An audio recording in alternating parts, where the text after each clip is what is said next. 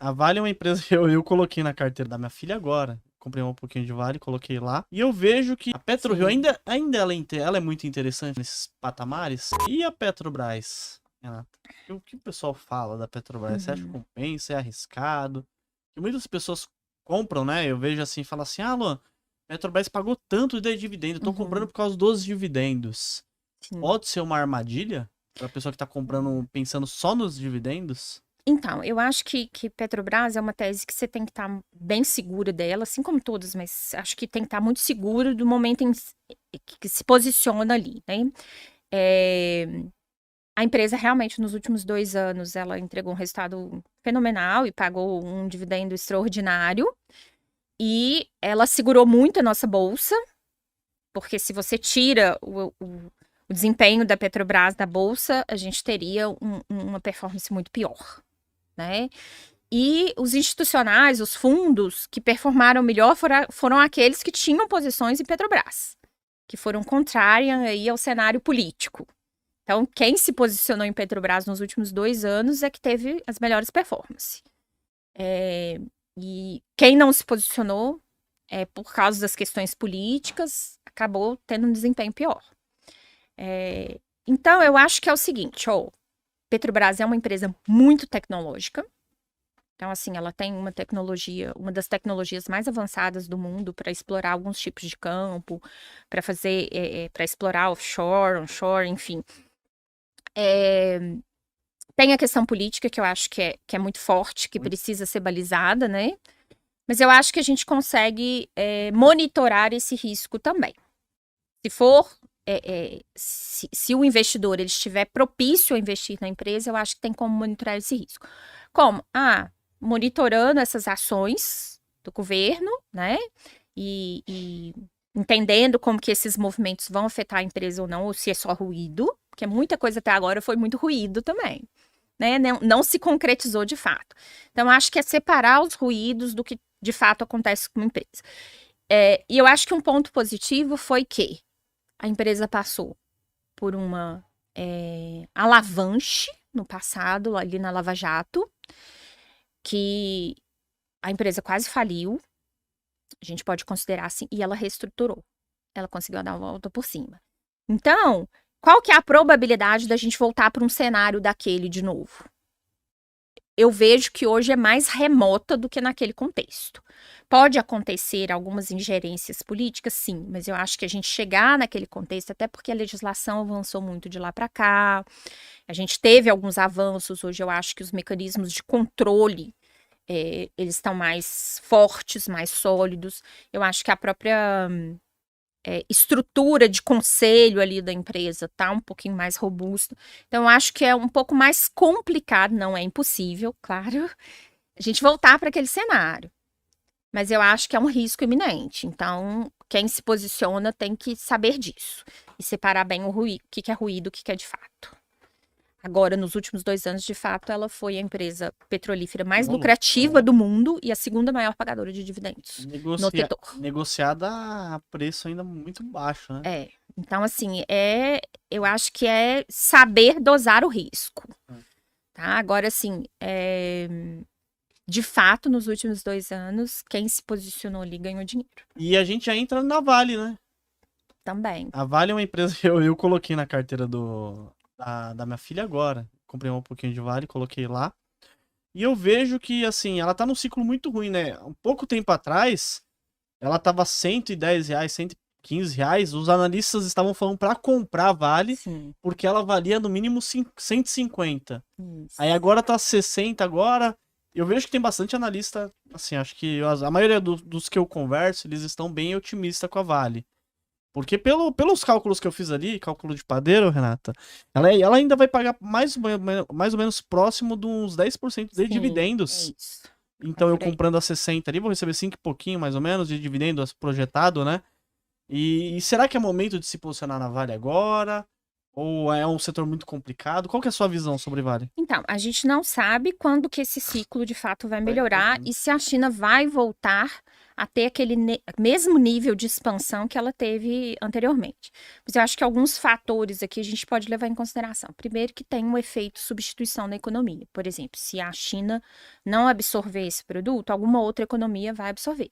Por exemplo, hoje a gente tem informações aí que a Arábia Saudita está cheia de guindastes com construção para todo lado. Legal. Então, assim, o mercado também faz isso. O recurso ele migra. Na medida que uma economia não absorve, ele vai migrando, vai atingindo outros mercados. Não fica tudo acumulado, porque alguém vai tomar essa posição, vai crescer, pode não ser na mesma proporção.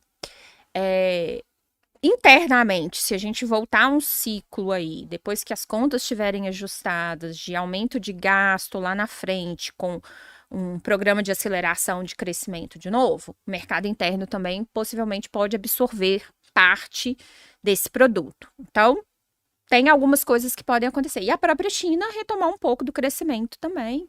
E a gente não sabe quando, mas isso pode acontecer lá na frente. Mas o que acontece? Eu sou da região, o que eu posso falar? Os pátios não estão lotados de estoque. A gente vê os trens passando todos os dias carregados e a empresa contratando gente. Então, se assim, tivesse uma situação muito, muito, muito ruim, a gente não veria esse movimento, que eu gosto muito disso, né? O que é a bolsa no dia a dia? De enxergar isso, né? A bolsa no dia a dia. E a CSN, que é do lado, a mesma coisa, tá? O mesmo movimento. E a empresa está gerando muito caixa, tanto que está pagando muito dividendo. Então, no pior dos cenários, talvez o preço não ande, mas o dividendo entra.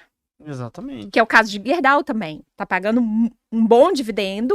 Vai continuar pagando, no caso? E a gente está observando, né? As empresas bonificando, as empresas recomprando ações porque está sobrando dinheiro. Esse movimento nos diz isso, que o ciclo pode não estar tão positivo, mas a empresa está gerando caixa e alguma coisa ela tem que fazer com esse caixa aqui. Então, eu sempre falo isso. No pior dos cenários, o preço não anda, mas o dividendo entra. Olha que maravilha, né? Isso daí é o pior dos cenários, né? O melhor dos cenários, exemplo da Vale, é a China voltar a comprar, a Arábia começar a comprar também, aí o preço explode, né? E é o que eu vejo, né? Eu vejo tanta oportunidade na Bolsa de Valores e eu falo, caramba, será que... Por que tem pouco acesso ainda no Brasil, né, Renato? Porque as pessoas conseguem mudar a vida dela, conseguem mudar o patamar dela, investindo em bons ativos ali, não precisa nem ser ativos arriscados, né? Ativos já consolidados e hoje o acesso é fácil, mas ainda tem poucas pessoas investindo.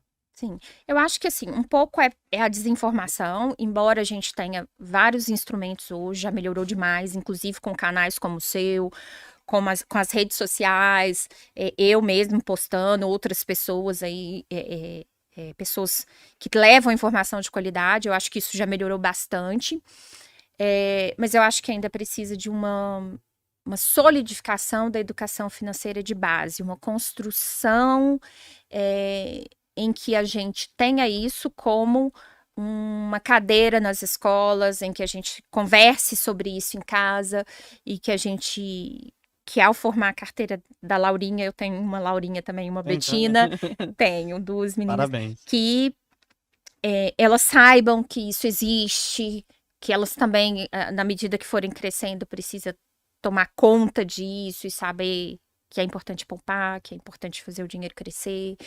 Então, acho que ainda falta esse percurso. Já melhorou muito, eu acho que a gente já avançou demais, tanto que o número de investidores, né, na Bolsa, ele traz isso, né, esse crescimento, mas também tem muita informação ruim, que precisa ser lapidada, né, e que faz muita gente sair do jogo.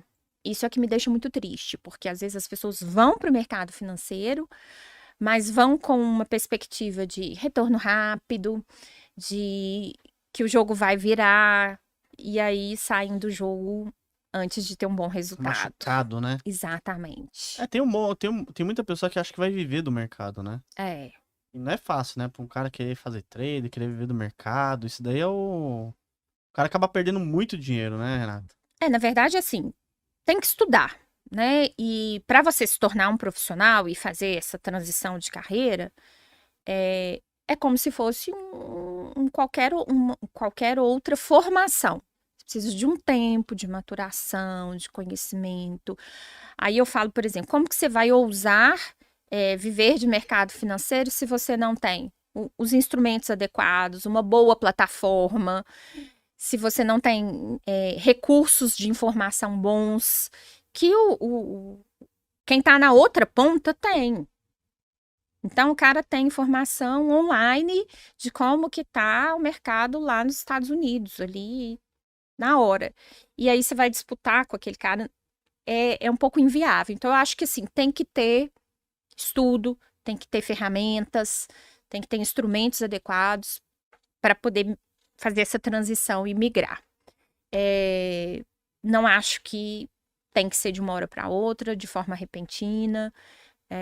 Eu acho que realmente precisa. Eu, por exemplo, eu lanço mão de vários relatórios de várias casas de análises.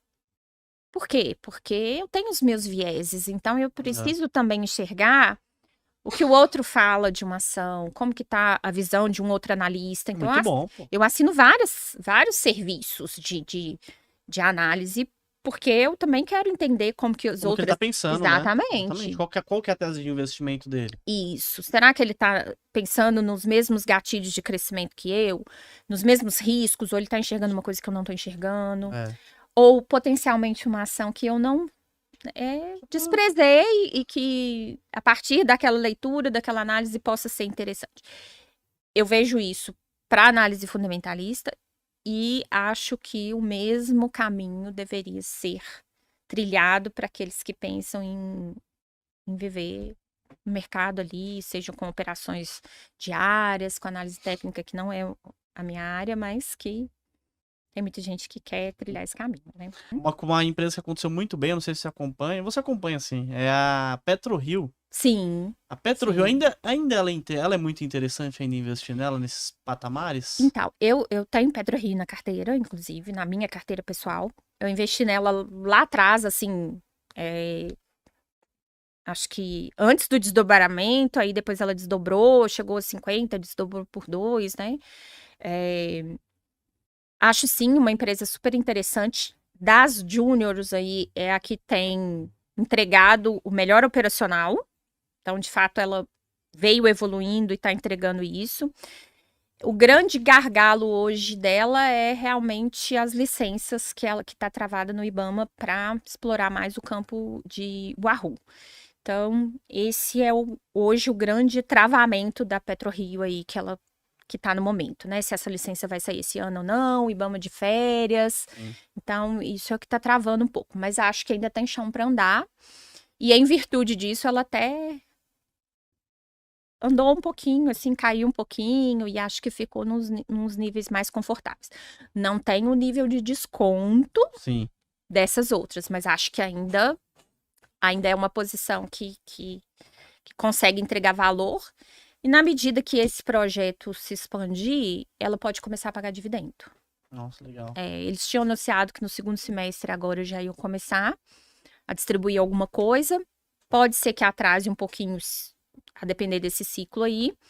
Mas acho que o ano que vem, possivelmente, já começa a distribuir alguma coisa.